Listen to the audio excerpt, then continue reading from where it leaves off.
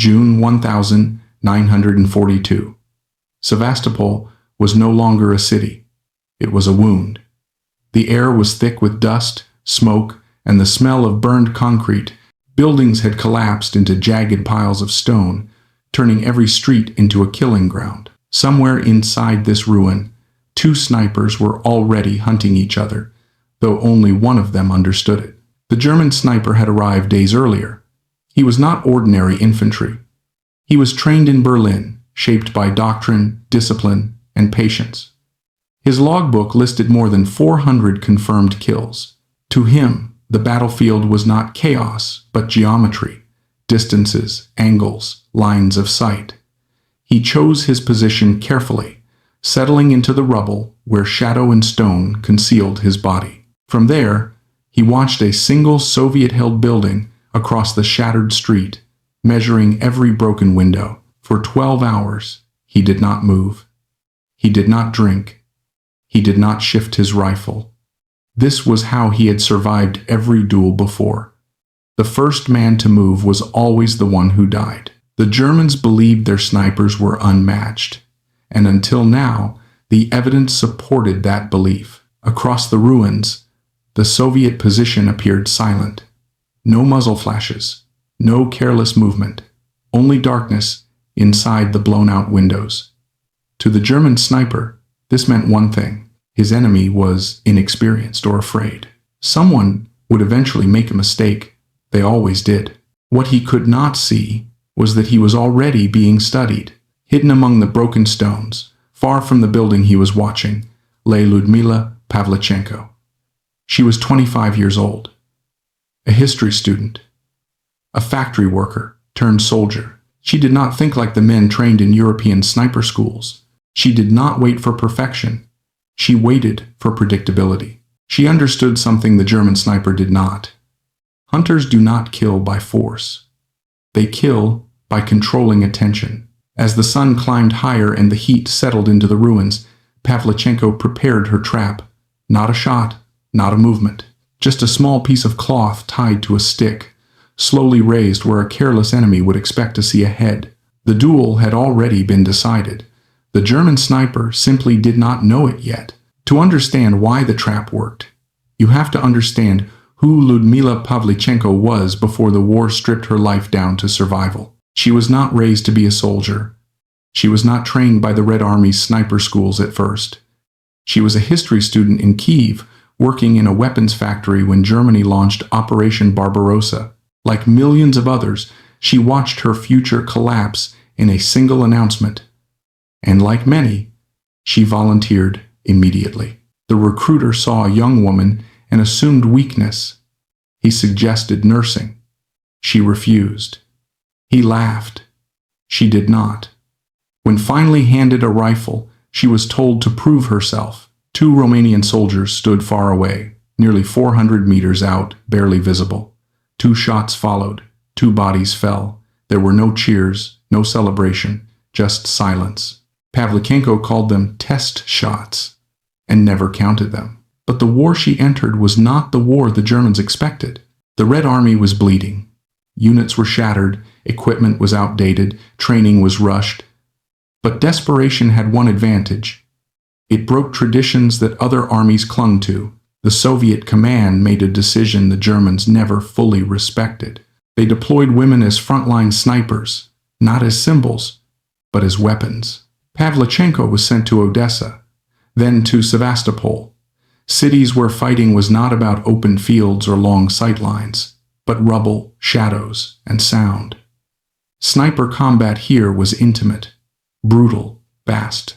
German snipers followed doctrine, patience above all, one perfect shot, absolute stillness. They believed speed was reckless, semi-automatic rifles were inferior, accuracy mattered more than anything. Pavlichenko disagreed. She chose the SVT-40, a semi-automatic rifle scorned by traditional snipers. It was less precise at extreme range, but it gave her something more important in urban combat: speed. The first shot revealed your position. The second shot decided who lived. While a German sniper worked the bolt, Pavlichenko was already firing again. But the rifle was only a tool. The real weapon was her mind. Before the war, Pavlichenko hunted small game. Rabbits. Fast animals with sharp instincts. You did not chase them. You misled them. You made them expose themselves by reacting to something that wasn't real. She applied the same logic to men. German snipers were trained to look for three things: movement, muzzle flash, and scope glint. Pavlichenko built her entire method around denying all three. She created false movement. She removed real movement. She forced the enemy to act. Decoys became her signature. A helmet placed just high enough. A strip of cloth tied where wind would catch it. A sleeve lifted slowly into view. Each decoy was bait, designed not to fool a novice, but to provoke a professional. A trained sniper could not ignore movement. Ignoring it was how you died. And every time a German sniper fired at the bait, he revealed himself. Sometimes the trick went further. When grazed by a shot while climbing for a better position, Pavlichenko did not fire back. She let herself fall from the tree, hitting the ground hard enough to sell the illusion. She lay motionless for hours. The German sniper, convinced he had scored a kill, moved on. At nightfall, she crawled away. This was not bravery, it was discipline. In less than 3 months at Odessa, her confirmed kills climbed into the hundreds. German units began to fear certain sectors of the line. They spoke of a ghost, a presence that could not be located, a sniper who seemed to be everywhere and nowhere at once. When Odessa fell, Pavlichenko was sent to Sevastopol. There, the hunt became personal. Her husband, a fellow sniper, was killed by a mortar shell. From that moment on, restraint vanished. The war was no longer abstract. It was a ledger that had to be balanced. German command noticed. Regular infantry stopped being sent against her sector. Instead, they deployed their best. Counter-snipers trained specifically to kill other snipers, men with dozens, then hundreds of confirmed kills. They believed this would end the problem. What they did not understand was that Pavlichenko did not fight duels the way they did. She did not wait to see her enemy. She waited for her enemy to choose to be seen. And somewhere in the ruins of Sevastopol, one of Germany's most decorated snipers settled into position, convinced he was about to kill another Soviet amateur. He had no idea that the ghost he was hunting had already mapped his habits, predicted his patience, and prepared something so simple that it felt insulting. A piece of cloth, a raised stick, and a hunter who knew exactly when another hunter could no longer resist pulling the trigger. By the summer of 1942, Sevastopol had become a graveyard of certainty. Every rule the German sniper corps believed in was being quietly dismantled, one body at a time. At first, the reports were dismissed. Snipers lost in combat was nothing new. But these losses followed a pattern that disturbed German command. Their men were not being outshot, they were being outplayed. Experienced marksmen vanished without ever seeing the face of their enemy. Carefully chosen positions were compromised without warning. Duels ended before they truly began. Then a name began to circulate: Lady Death. The Germans did not believe it at first. Propaganda officers dismissed it as Soviet myth-making. The idea that a single sniper, worse, a woman, could be responsible for such damage was insulting to everything they believed about hierarchy, training, and superiority. Berlin-trained snipers were supposed to be the apex of the battlefield predator chain, so command escalated. They stopped sending competent men. They started sending elite ones. These snipers arrived with special instructions: hunt the ghost, kill her, restore order. Each man carried confidence, earned through dozens, sometimes hundreds of confirmed kills. They believed they were entering a duel of equals. They were wrong. Pavlichenko understood something fundamental about sniper psychology. The more experienced a sniper becomes, the more he trusts his instincts. And the more he trusts his instincts, the easier those instincts are to manipulate. She studied patterns: how long a sniper waited before shifting, how often he scanned left before right, how patience degraded into restlessness. She did not rush engagements. Sometimes she watched for an entire day without firing a single shot. The goal was not to kill quickly. The goal was to kill inevitably. German loudspeakers began broadcasting messages across the ruins. They tried flattery first. Promises of rank, chocolate, safety, a life spared. When that failed, the tone changed. Threats replaced bribes. They promised to tear her into pieces, to hunt her endlessly, to make an example of her. Pavlichenko listened, unmoved. In her memoirs, she would later write that the threats pleased her. They meant the enemy knew her score, and the score kept climbing. The most famous duel came when German command finally sent one of their legends, an officer, a man whose logbook credited him with more than 400 confirmed kills. He was everything the German sniper program aspired to create. For 3 days, the duel stretched on. No decoys, no tricks, no shots. They lay hidden in the same ruined sector, separated by rubble and silence. The heat pressed down. Flies crawled across exposed skin. Thirst clawed at discipline. Neither moved, neither fired. This was sniper combat reduced to its purest form, endurance. On the third day, the German sniper made the mistake Pavlichenko had been waiting for. Not a dramatic one, not panic, just the smallest shift, a moment of certainty turning into impatience. One movement too many, one breath too exposed, one shot. When Pavlichenko later retrieved his body, she found the logbook. The numbers were real. The reputation was earned, and it ended there, in the rubble of Sevastopol, killed not by superior firepower, but by superior understanding. By June 1942, Pavlichenko's confirmed kills stood at 309. 36 of them were enemy snipers. 36 duels, 36 victories. She had been wounded multiple times and returned each time to the front. But Sevastopol was collapsing. The city was being erased piece by piece. Ammunition ran low. Positions vanished under artillery fire. Pavlichenko fought without pause, driven less by orders now than by momentum and memory. Then the war caught her, the way it catches everyone eventually. Not by skill, not by tactics, not by a sniper's bullet. A random mortar shell exploded nearby, sending shrapnel into her face. The damage was catastrophic. She collapsed into the rubble, bleeding and unconscious. When Soviet soldiers reached her, they knew immediately this was different. Lady Death had finally been silenced. The frontline war was over for Lyudmila Pavlichenko, but the weapon she had become was too valuable to lose. And Moscow had already decided her next battlefield would not be made of stone and dust, but microphones, speeches, and the minds of men who still believed they could afford to wait. Lyudmila Pavlichenko did not leave Sevastopol as a conqueror. She left as cargo. A Soviet submarine slipped out of the shattered harbor, under cover of darkness, one of the last to escape before the city fell. Inside, Pavlichenko lay bandaged and barely conscious, her face shattered by shrapnel, her body exhausted beyond recovery. The battlefield that had defined her no longer existed. And for the first time since the war began, she was powerless. To the Soviet High Command, this was unacceptable. They did not see a wounded woman. They saw a weapon that had already proven its value. A sniper who had killed 309 enemy soldiers. A symbol strong enough to survive even the collapse of an entire front. Letting her return to combat would be wasteful. Letting her die would be unforgivable. So they reassigned her. Her new mission was not to kill, but to persuade.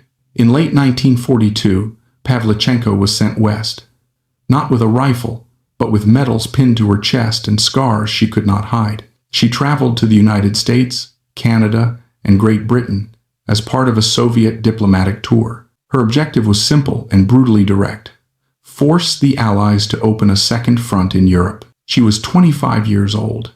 She had spent the last year living in rubble, hunting men who hunted her. Now she stood on stages, under lights, surrounded by politicians, journalists, and crowds who had never heard artillery up close. The Americans did not know what to do with her. The press did not see Lady Death. They saw a young woman in uniform and treated her like a curiosity. Reporters asked about her clothes, her makeup, whether she stayed feminine at the front. One criticized the length of her skirt. Pavlichenko listened. Her expression did not change. But something inside her hardened. She had endured 3-day sniper duels. She had watched her husband die in her arms. She had buried more friends than she could count. And now she was being asked about lipstick. She answered them anyway. Calmly. Precisely. Like a sniper choosing when to fire. Then came Chicago. Standing before a massive crowd, Pavlichenko abandoned diplomacy. She abandoned patience. She spoke the way she had fought. "Gentlemen," she said, her voice steady, "I am 25 years old, and I have killed 309 fascist invaders." The crowd went silent. "Don't you think," she continued, "that you have been hiding behind my back for too long?" It was not a threat. It was not propaganda. It was an accusation. The effect was immediate. The speech spread. Newspapers printed it. Politicians reacted. Public pressure intensified. Pavlichenko had done what years of negotiations struggled to accomplish. She turned her personal war into a moral lever. Artists noticed. The folk singer Woody Guthrie wrote a song about her, Miss Pavlichenko.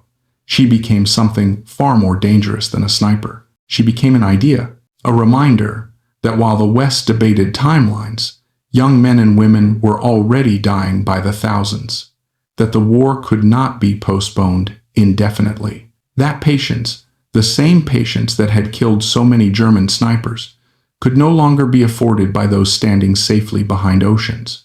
Yet even as she traveled and spoke, the war never left her. At night, she did not sleep easily. The rubble followed her, the silence before a shot, the sound of breath slowing. She carried Sevastopol with her into every room. When the tour ended, Pavlichenko did not seek more attention. She did not chase fame. She returned home, quietly. She finished her studies, became a historian, worked for the Soviet Navy. On paper, she survived the war. But survival is not the same as peace. She struggled with depression, with alcohol, with the ghosts of men she had hunted and men she had loved. The rabbit hunter who had outthought Germany's best had no trick that could erase memory. The battlefield had changed again. And this time, there were no decoys to raise, no angles to calculate, no moment where patience guaranteed victory. Only the slow work of living with what she had done and what the war had turned her into. When the war finally ended, the world moved forward without asking permission from those it had broken. Cities were rebuilt. Borders were redrawn. Victory speeches were delivered. Medals were stored in drawers. And Lyudmila Pavlichenko faded from headlines, just as she had faded into rubble years earlier. She did not become a celebrity. She did not write heroic memoirs to glorify her kills. She returned to what she had been before history intervened. A student, a researcher, a historian. She worked quietly for the Soviet Navy, cataloging conflicts, studying wars she understood more intimately than any archive ever could. But history does not release its witnesses so easily. The numbers followed her. 309 men, 36 snipers, entire units altered because they feared a single unseen presence. Yet none of those figures explained the cost. The sleepless nights, the weight of memory, the face of her husband dying in her arms, the knowledge that survival had required her to think like a hunter when the prey was human. For years, she lived with the consequences in silence. And then, unexpectedly, the past returned in the form of a friendship. During her 1942 tour of the United States, Pavlichenko had formed a bond with Eleanor Roosevelt. The two women could not have been more different. One was a Soviet sniper forged in rubble and blood. The other, the First Lady of the United States, raised in privilege and diplomacy, yet they shared something rare. They listened to each other without illusion. They wrote letters, carefully, quietly, across years and rising Cold War tension. In 1957, Eleanor Roosevelt visited Moscow. Soviet officials controlled every step of her itinerary, every word she spoke. But Roosevelt insisted on one meeting. She would not leave without seeing her friend. They took her to Pavlichenko's small apartment. 2 rooms, sparse, modest, a far cry from the stages and crowds that once surrounded her. A government minder stood nearby, listening. The 2 women spoke politely at first, carefully, like strangers. Then Pavlichenko made an excuse. She asked Roosevelt to see something in the bedroom. She closed the door, and away from microphones, from ideology, from the war that had defined them both, the 2 women embraced. They laughed, they cried, they spoke in whispers, catching up on 15 years of life that history had stolen. It was a moment no archive recorded, no camera captured, and yet it may have been the most human moment of Pavlichenko's entire war. She died in 1974, at the age of 58. Today, Lyudmila Pavlichenko is remembered as the most successful female sniper in history. Lady Death, a legend measured in numbers and confirmed kills. But that was never the full story. Her story is about a 14-year-old girl who refused to be told she could not shoot, a student who refused to be a nurse when the world demanded obedience, a hunter who understood that the battlefield rewards not strength, but perception. The German sniper she killed at the beginning of this story believed war was about patience and precision. He was right. He just never imagined that patience could look like a piece of cloth on a stick, or that the deadliest hunter in the ruins of Sevastopol would be a woman who learned how to hunt rabbits long before she ever learned how to hunt men. War is often explained through numbers. Divisions moved, cities taken, casualties counted, victories declared. But numbers lie by omission. They tell us what happened, not how it was possible, and never what it did to the people inside it. Lyudmila Pavlichenko's story is usually reduced to a single statistic: 309 confirmed kills, the deadliest female sniper in history, a record no one has surpassed. But if that is all we see, then we miss the lesson entirely, because her story is not about killing. It is about how understanding beats strength, how perception defeats power, and how survival often belongs to the one who refuses to think the way everyone else does. When Germany invaded the Soviet Union, it did so with confidence grounded in doctrine. The Wehrmacht believed in structure, hierarchy, and standardized superiority. Their sniper corps was elite, trained in Berlin and Munich, governed by strict rules, patience, discipline, perfection. The Red Army, by contrast, was collapsing. Officers purged, units shattered, equipment outdated, training rushed. From a purely technical standpoint, the Soviets should not have survived the first year. But desperation has a strange advantage. Desperation breaks rules. The Soviet decision to deploy women as frontline snipers was not ideological progress. It was necessity. And necessity does not ask permission from tradition. It simply asks one question: will this work?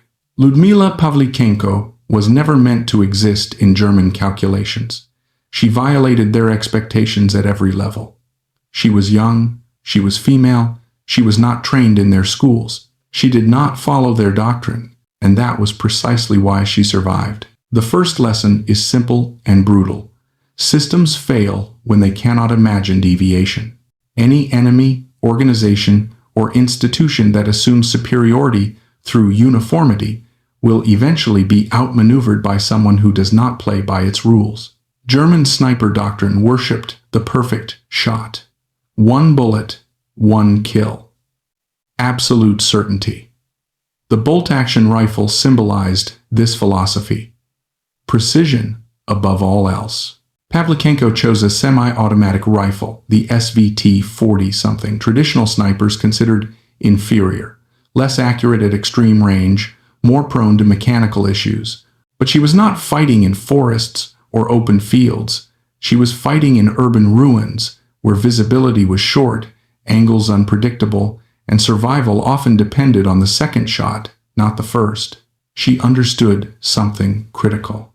The first shot reveals you. In modern conflict, as in life, the moment you act, you expose yourself. What matters is not flawless execution, but what you can do immediately after. Pavlichenko traded theoretical perfection for practical dominance.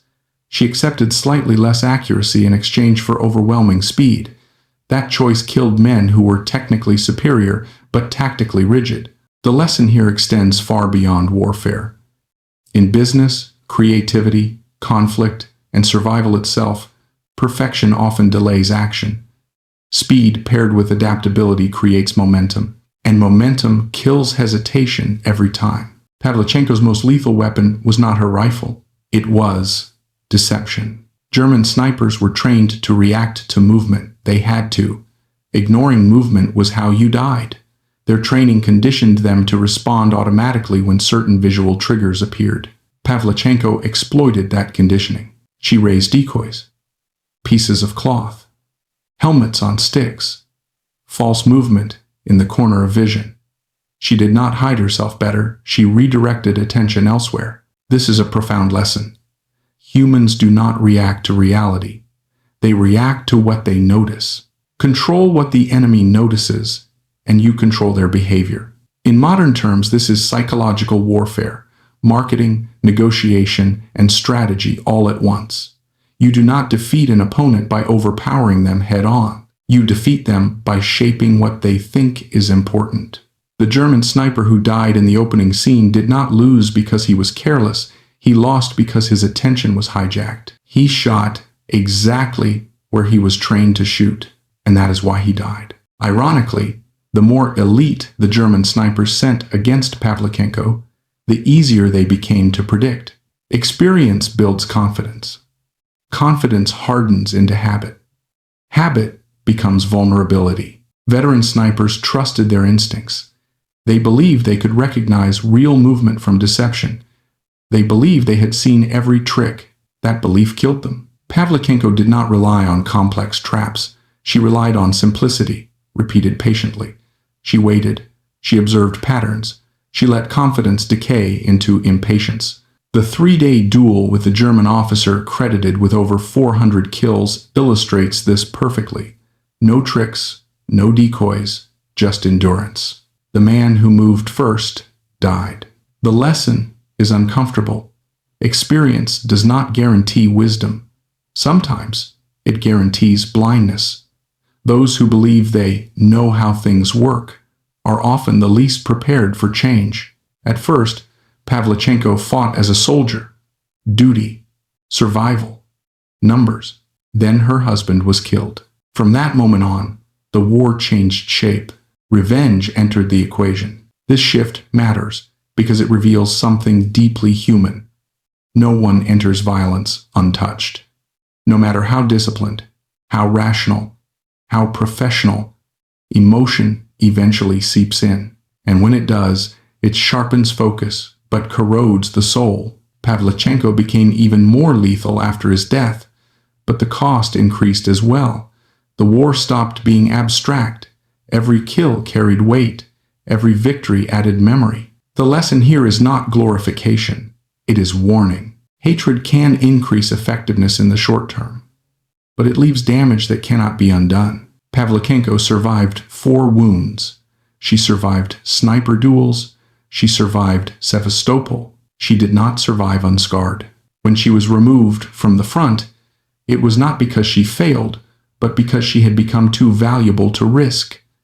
She was preserved as a symbol, and symbols are not allowed to break publicly. Her American tour exposed another battlefield, perception and politics. She was no longer fighting Germans. She was fighting complacency, sexism, and distance. Her speech in Chicago was not propaganda. It was accusation. I am 25 years old, and I have killed 309 fascist invaders. That sentence was not meant to impress. It was meant to shame. The lesson is sharp. Truth spoken plainly is more powerful than rhetoric. She forced people to confront the cost of delay. And it worked. After the war, Pavlichenko did what survivors often do. She returned to normal life and discovered it no longer fit. She studied history.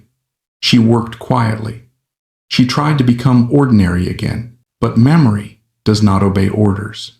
PTSD, depression, alcoholism. These were not weaknesses. They were consequences. The price of living too long inside a mindset designed for killing. Societies celebrate warriors when they are useful. They forget them when the war ends. This is perhaps the most important lesson of all.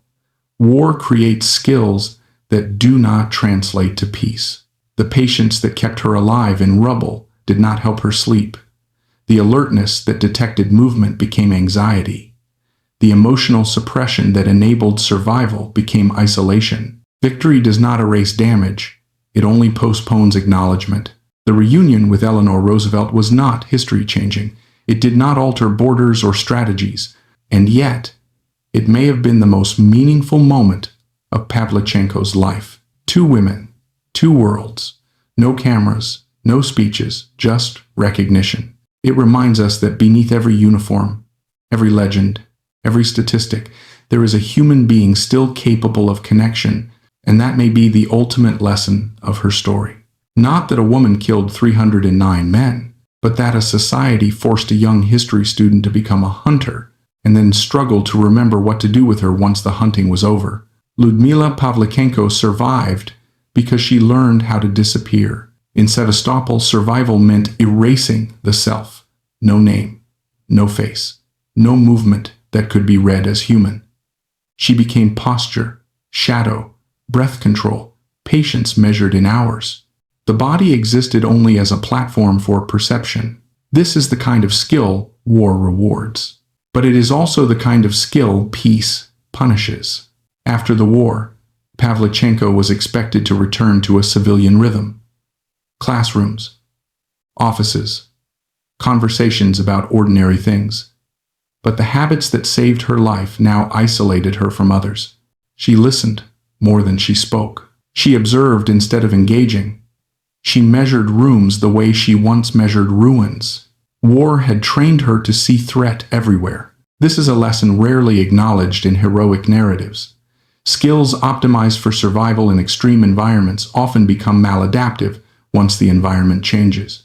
The very discipline that kept her alive made normal life feel loud, careless, unreal. The mind does not reset simply because the war ends. Survivors do not struggle because they are weak. They struggle because they are too well adapted to a world that no longer exists. Sniping creates an illusion that most soldiers never experience: control. The sniper chooses when to fire, when to move, when to wait. Unlike infantry, who are pushed forward by orders in chaos, the sniper appears autonomous, detached, almost godlike. Pavlichenko understood this illusion intimately. But the mortar shell that ended her frontline war exposed the truth. It was random, not a duel, not a mistake, not a failure of skill, just chance. This is one of war's cruelest lessons. No matter how disciplined, how intelligent, how prepared you are, randomness eventually intervenes. We like to believe that competence guarantees survival, that preparation creates immunity. War destroys that belief systematically. The shell did not care about her score, her reputation, her experience. It did not acknowledge Lady Death, and neither does history, most of the time. The lesson here is sobering. Control is temporary. Planning reduces risk, but it never eliminates it. Those who believe they are untouchable are often the ones least prepared for chance. After her evacuation, Pavlichenko was no longer a tactical asset. She was a strategic one. The Soviet state understood something fundamental. Symbols travel where soldiers cannot. A sniper kills dozens.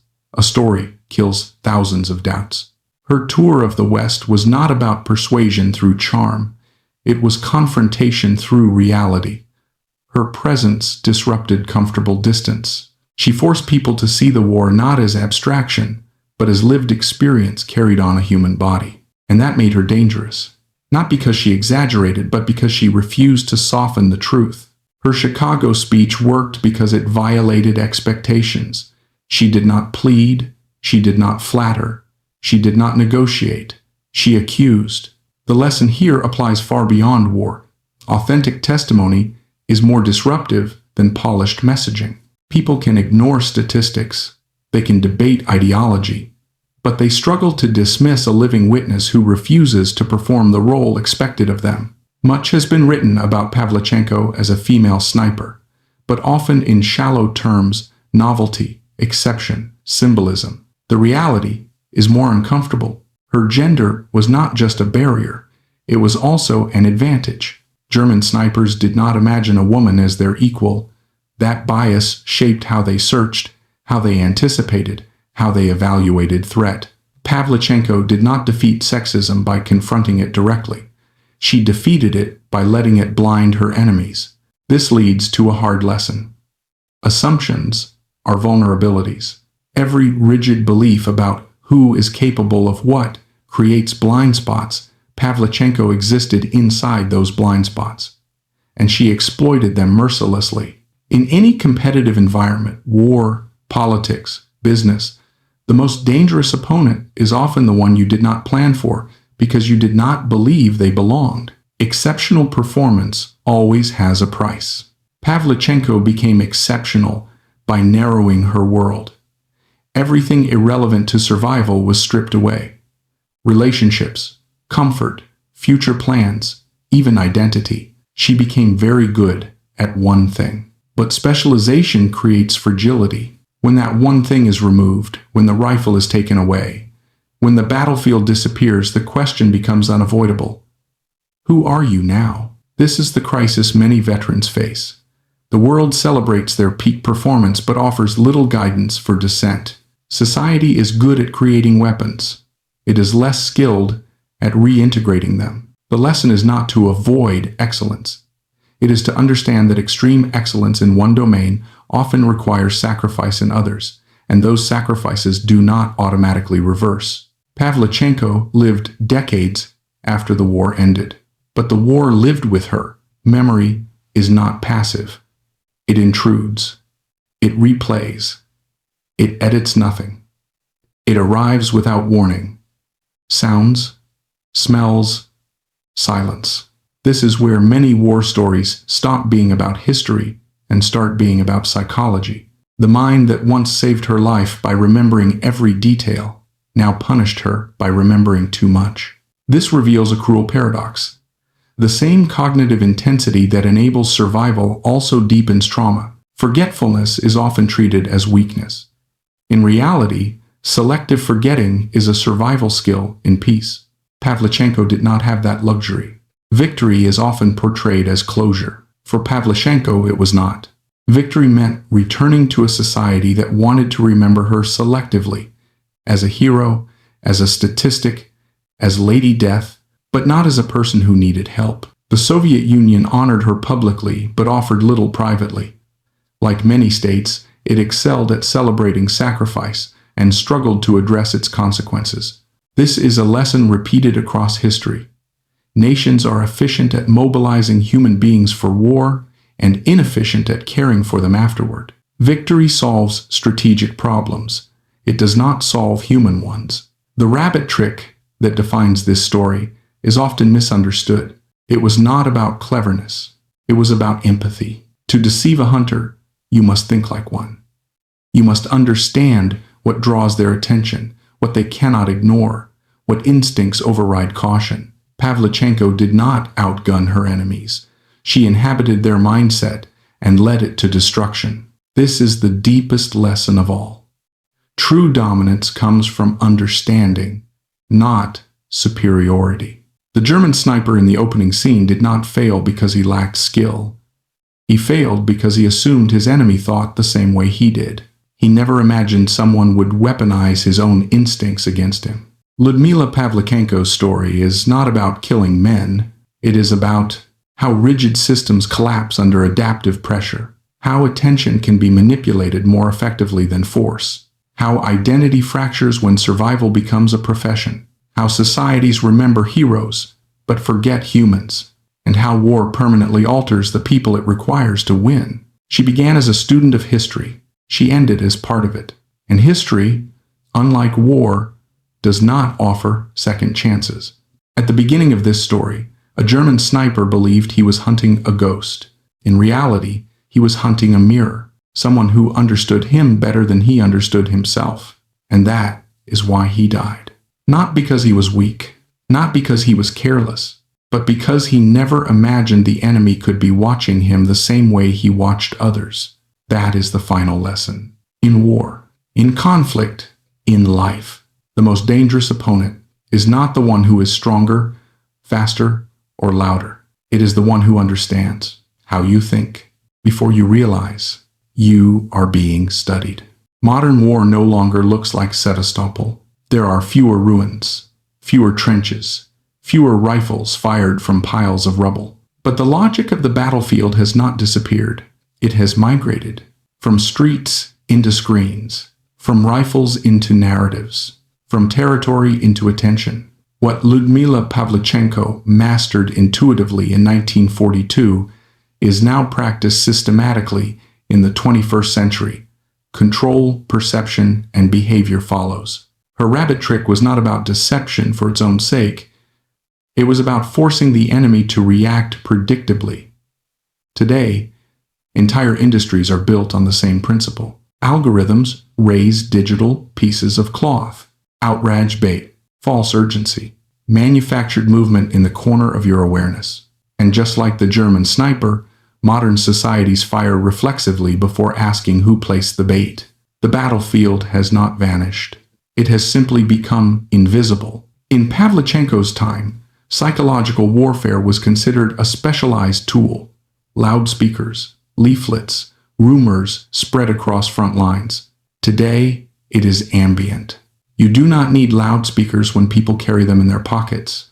You do not need decoys when attention can be steered by metrics, notifications, and outrage cycles. The same principle applies. Fatigue the observer. German snipers grew tired scanning rubble, reacting to false movement until real danger blended into noise. Modern humans experience the same exhaustion, scrolling endlessly, reacting constantly, until judgment degrades. This is not accidental. Just as Pavlichenko understood that a tired hunter makes mistakes, modern psychological operations, whether political, commercial, or ideological, aim to overwhelm attention until discernment collapses. The lesson is uncomfortable but clear. A distracted society is a vulnerable society. One of the most important parallels between Pavlichenko's story and the modern world lies in how experts fail. The German sniper corps was not incompetent. It was elite. That is precisely why it struggled. Experts rely on patterns. Patterns create efficiency.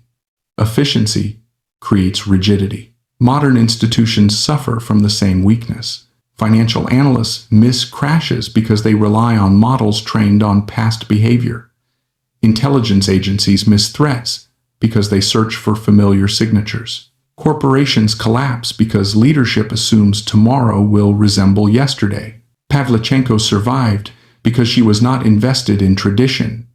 She did not protect doctrine. She protected herself. The lesson endures. Expertise must be paired with humility, or it becomes fragility. In 1942, speed meant firing a second shot before the enemy chambered his next round. Today, speed means narrative dominance. Who defines the story first? Who frames the event before facts stabilize? Who moves while others debate accuracy? Perfection is still admired, but it is often too slow. Those who hesitate to act until information is complete often lose influence to those willing to move with incomplete certainty. This does not mean truth is irrelevant. It means timing shapes belief. Pavlichenko understood this instinctively. The second shot mattered more than the perfect one. The modern equivalent is uncomfortable. Waiting for certainty can be a strategic disadvantage. The modern sniper is not hidden in rubble. They are hidden in systems. They aim not at bodies, but at decision points, at trust, at cohesion. Their weapons are selective information, emotional triggers, repetition, fatigue. They do not need to convince everyone. They only need to influence enough people at the right moment. This mirrors Pavlichenko's method perfectly. She did not dominate entire fronts alone. She disrupted key sectors, created fear, forced reallocations, changed behavior disproportionate to her physical presence. Modern influence operations work the same way. Small inputs, large effects. The lesson is unsettling. Scale is no longer required to cause damage. Pavlichenko's gender mattered not symbolically, but strategically. She exploited assumptions without confronting them directly. The Germans did not take her seriously until it was too late. Modern conflicts still revolve around perception of legitimacy. Who is credible? Who is serious? Who is dismissed? Those dismissed often move with fewer constraints. This is why outsiders, minorities, and unconventional actors can reshape systems. Not because they are inherently superior, but because they are underestimated. The Pavlichenko lesson applies cleanly. Never confuse marginalization with incapacity. Modern societies are better at naming trauma, but not necessarily better at treating it. Pavlichenko's post-war struggle mirrors what millions experience today, not just veterans. Burnout, hypervigilance, emotional numbness, difficulty reintegrating after prolonged stress. The modern world does not require war to produce these symptoms. Prolonged crisis, instability, and psychological pressure can create similar effects. The lesson remains: humans are not designed for constant threat. When societies normalize stress, they quietly erode resilience.